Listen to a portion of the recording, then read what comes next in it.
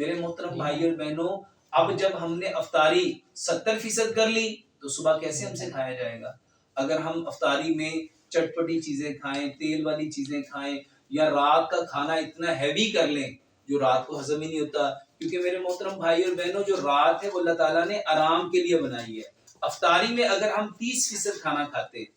اگر ہم افطاری میں 30%، وہ 30% کیسے ہوگا؟ کھجور کے ساتھ آپ روزہ کھولو، نبیز کے ساتھ آپ افطاری کرو، اس کے ساتھ آپ فروٹ ہیں، اس کے ساتھ سبزیاں ہیں، آپ اس کا سیلڈ بنا کے کھاؤ، اس میں آپ جو کا دلیہ کھاؤ، اس کے ساتھ میرے محترم بھائی اور بہنوں جو آپ کے سنیکس ہیں وہ آپ افطاری میں فریش جوس لے سکتے ہیں، آپ اس میں میرے محترم بھائی اور بہنوں فروٹ چاٹ لے سکتے ہیں، کریم چاٹ لے سکتے ہیں، دہی بلے ہوئے گھر کے آپ وہ لے سکتے ہیں، اپنے گھر میں جو آپ کے بنائی ہوئی میرے محترم بھائیوں پکوڑے اور سموسے جو گھر میں سرسوں کے تیل میں بنائے ہوئے ہیں آپ وہ لے سکتے ہیں۔ اور آپ کھانے کے طور پہ